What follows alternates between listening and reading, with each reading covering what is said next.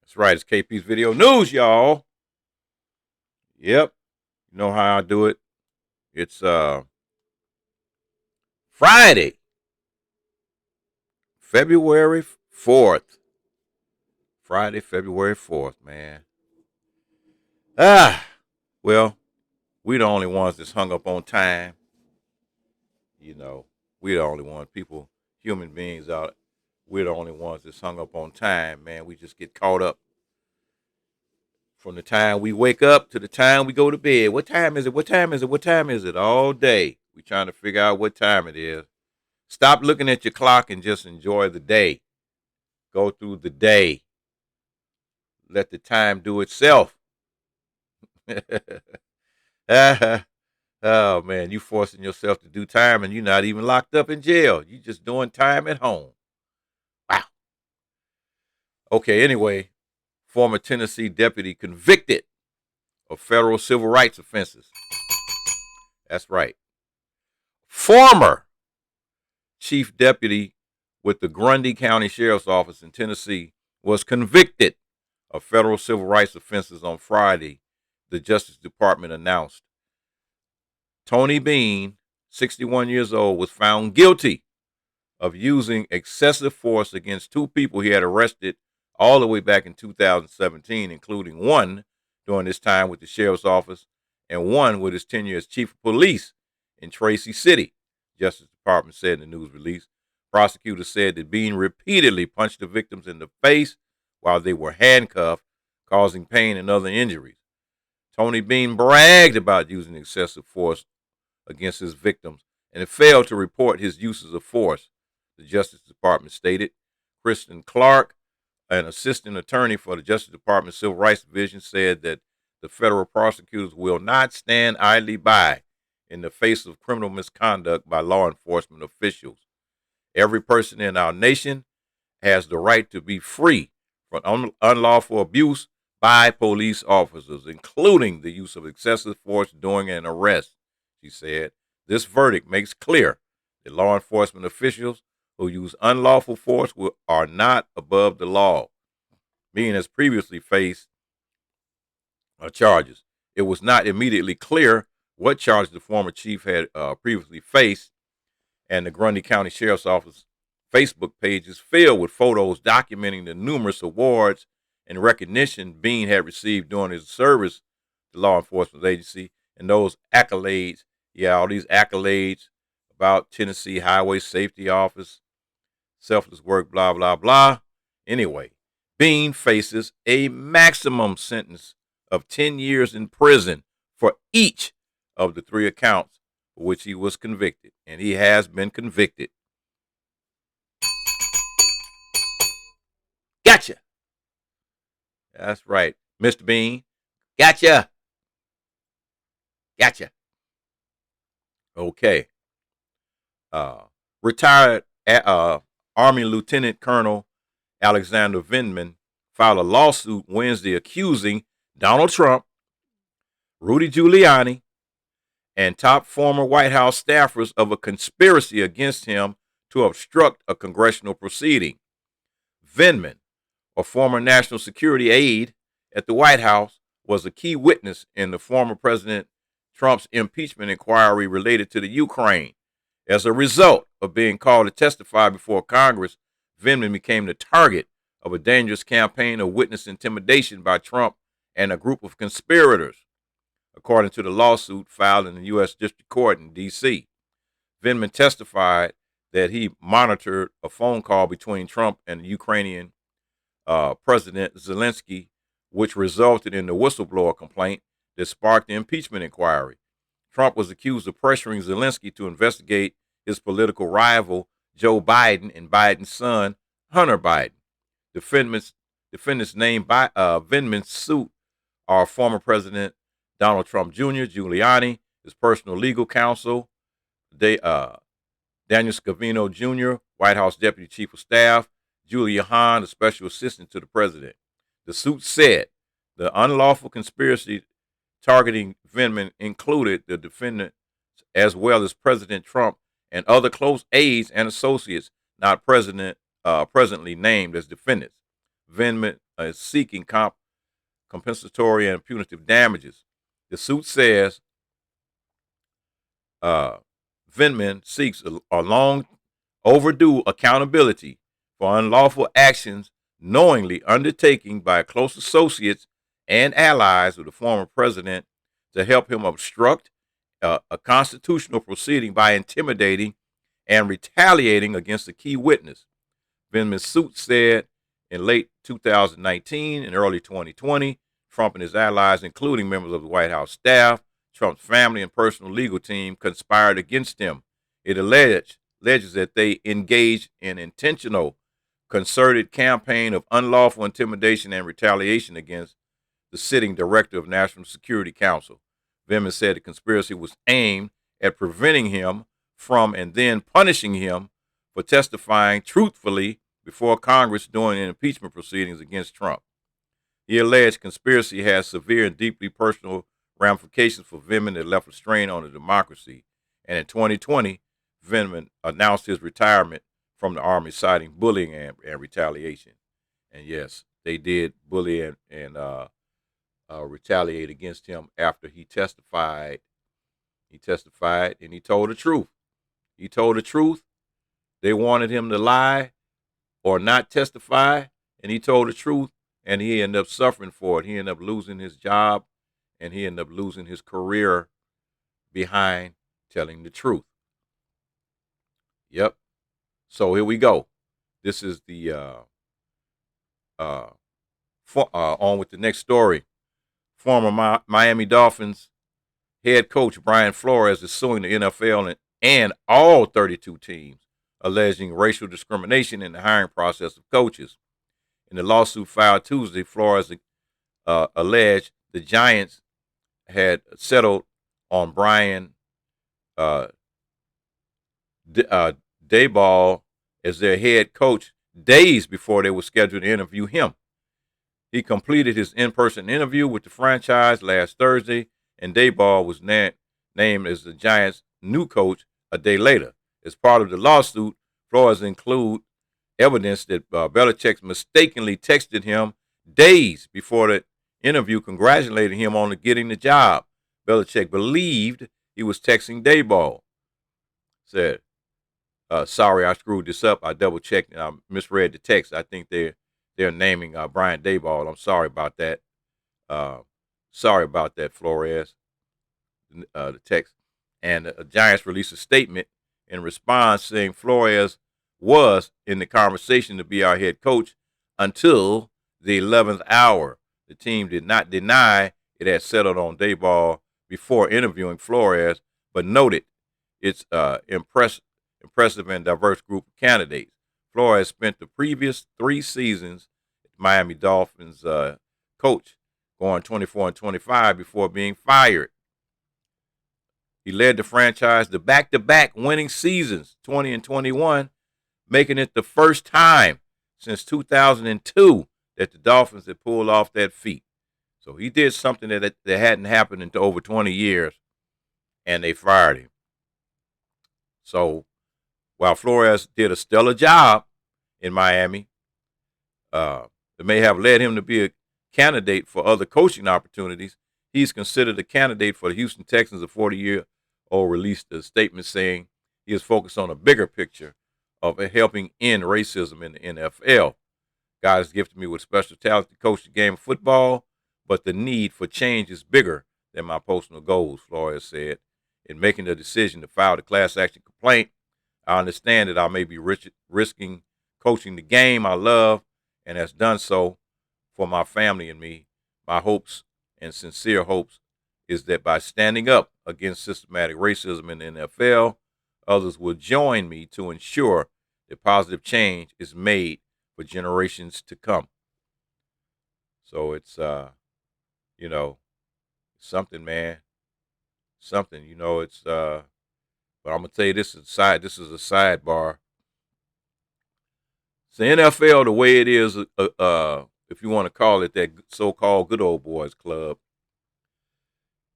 It's a real possibility that he'll probably never coach again in the NFL, uh, because the people that are denying him these jobs, they stick together like that, and they'll probably do him the same way they did Colin Kaepernick. Uh, he'll probably never coach again for speaking the truth about what's going on. And this is something that you know every time, man, somebody speaks the truth, it never fails. Somebody speaks the truth, and it's before you know it, they're out of a job. Let's see. All right, here's another one. Here's another one. Another story about somebody speaking the truth. We got a Louisiana State Police trooper fired for speaking out against a black man's death in a custody cover up. So I'm telling you, man, telling you, those people just, they don't want to see the truth. They do not want the truth to happen. And it's let me see here. They got a blue wall solutions. They got a blue wall of silence down there, and that was a Louisiana State Trooper Carl Cavalier would like to see more community support for police whistleblowers and additional laws to protect them. And the Louisiana State Police on Monday fired the trooper who helped expose how the department allegedly covered up the death of an unarmed black motorist, Ronald Green, in 2019. And they fired him, uh, claiming for disloyalty, seeking publicity, and other infractions related to his openly critical public statements about the Green case. Wow. And I thought that was what they wanted people to do. That's what they wanted people to do. They want people to do the right thing and be on the right side of society. How is it that when a person tells the truth about somebody doing something wrong, that they end up getting fired? That makes absolutely positively no sense to me. So let me see something right quick. Bear with me, folks. This is just the way things happen. This is news in the live news here. Trying to get it together. Let me see. Yahoo got fired for speaking the truth. See if I can bring up something a little more. And okay. Anyway, they're trying to make an example out of me to keep people from speaking up, Cavalier said in an interview. It's a horrible feeling because I worked so hard to be a part of the department.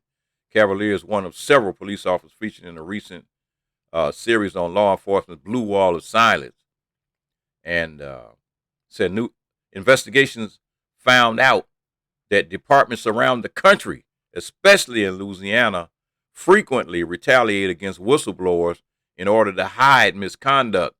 Cavalier is the latest officer who has faced additional repercussions after speaking to reporters, including one in Illinois who was ousted from his union. And last summer, Cavalier leaked emails and other documents showing that state police brass blocked internal investigators when they wanted to arrest one of the troopers involved in Green's death.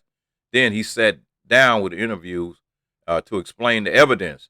Cavalier, who was black, has also alleged widespread racism within the department and said its leaders need to be held accountable for not fixing the problems.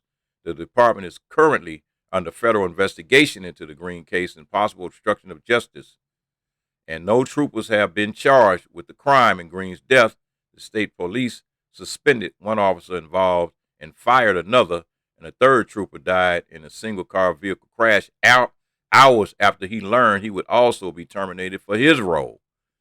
Louisiana State Police Colonel Lamar Davis, who was appointed superintendent in October 2020, said Cavalier violated an array of policies disseminating confidential information and making unauthorized public comments that Davis characterized as untruthful and unsubstantiated. So they're trying to say that he brought discredit upon himself by telling the truth to the media. And so it said Cavalier was warned to stop speaking out, but ignored the order. And in an interview Wednesday, Cavalier, who started working at the state police in 2014, said he is appealing the termination. He also filed a lawsuit alleging racial discrimination and whistleblower retaliation last November. To be on the outside looking in is appalling. What he stated, and I'm telling you now, man. So since the federal investigation launched, pressure has mounted not only on the department but is also the state's highest office. Last week, Louisiana Governor John Edwards, a Democrat, was notified of the circumstance of Green's death within hours back in 2019, but did not publicly acknowledge those details.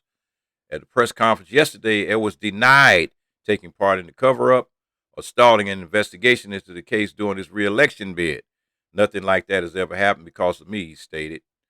And so Edwards had also his strongest public condemnation of the case to date. The manner in which Mr. Green was treated that night was criminal, and that's the only thing he stated about it. Yep, telling you folks, catching them, one by one, two by two. You know, we're catching them out here. Now, this is an interesting story right here. We had a guy, and this is one of those. This is a black man. This is a black guy that posed as a white white person to expose racism. He's one of those light skinned black guys that can like the old folks, you could say he could pass for white, and coincidentally his last name is White. And Walter White, as one newspaper article would later put it, was a Negro by choice. The Harlem resident was a product of generations of white owners fathering children with their slaves, and as a result had light skin, blonde hair, and blue eyes. But White used his appearance almost like a superpower, going undercover in the Jim Crow South to investigate lynchings and other horrific crimes against African Americans. This is my Black History study.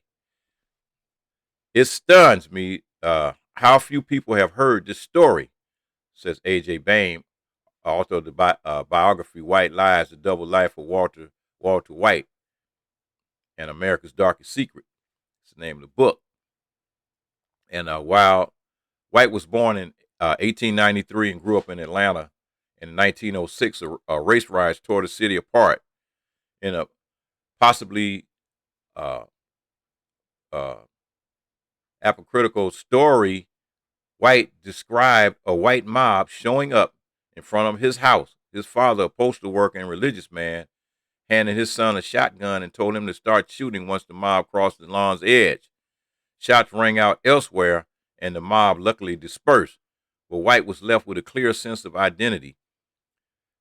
After that night, I knew I never wanted to be a white man, he would later write, and I knew which side I was on.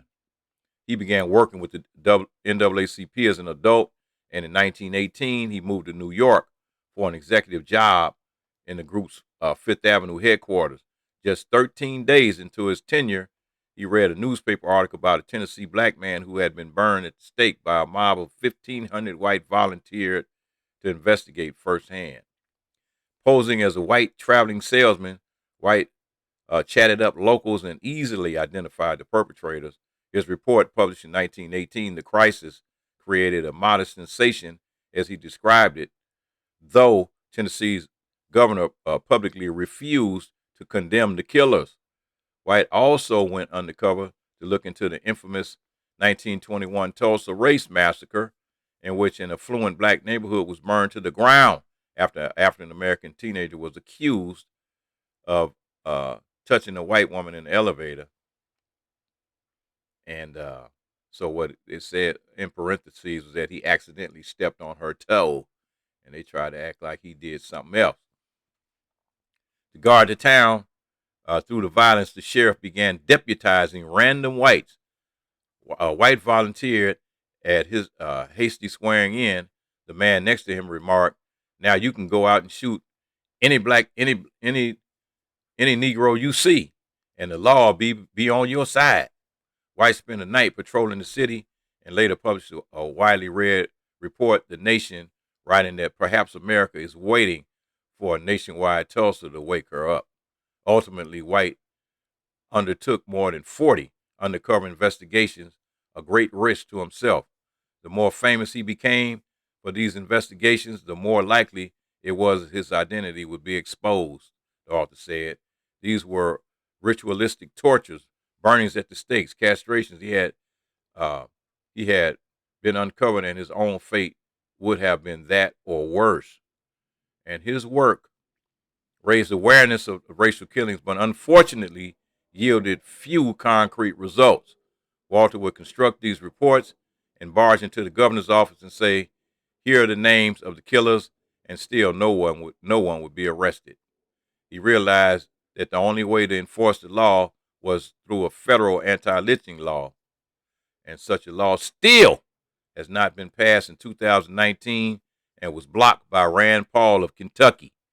White's work, and including several popular books and his columns in the New York Evening Post, made him so famous that his photo hung in many African Americans' homes.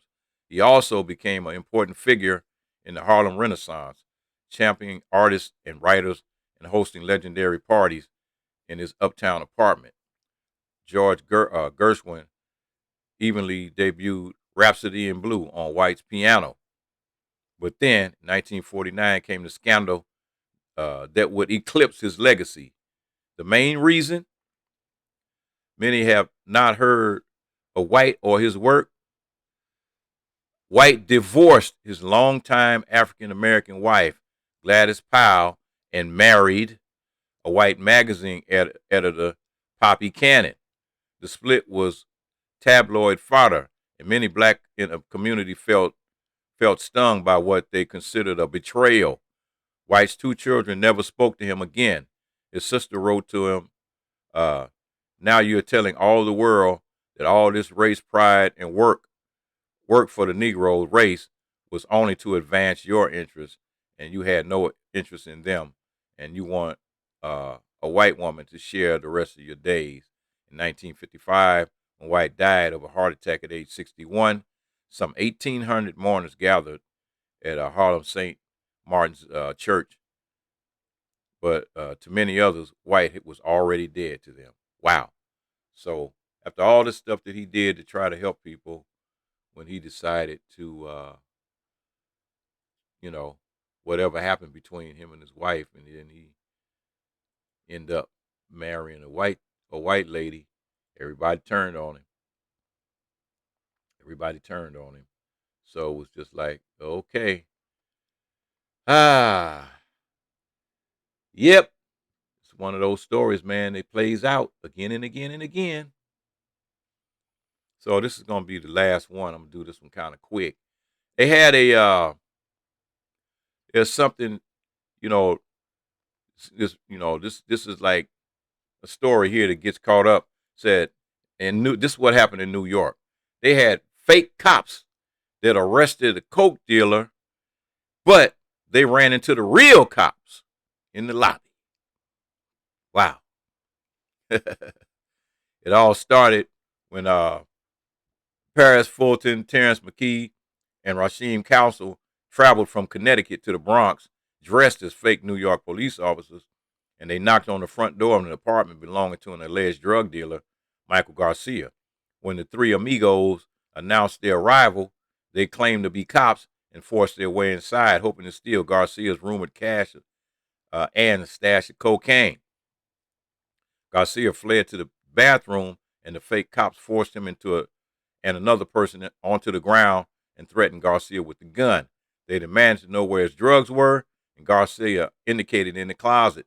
The fake cops did indeed discover bags of both coke and cash, which they snatched before handcuffing Garcia. The fake cops took their pirate booty and led their so-called suspect to the elevator, confident they were home free. Imagine their surprise when they encountered the real NYPD in the lobby. Apparently, a neighbor heard all the commotion and called 911.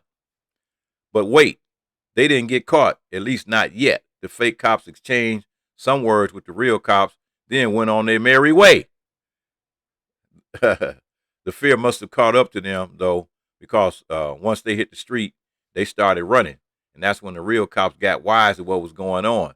Long story short, all three of the fake cops were eventually apprehended, along with $160,000 in cash and almost 3 kilos of coke. The kicker, one of the fake cops claimed that Garcia was in on the whole thing so that the drug dealer could claim the police took all his drugs and money. Wow. Oh, what a twist! It's always a twist. They can make a movie out of that one. Oh my goodness, man. This I don't know, man. I don't know what the heck's going on. You know, it's really crazy. It's really crazy. Yep. But hey, it is what it is, folks. It is what it is. Can't make it up. KP Video News, y'all. Can't make this stuff up.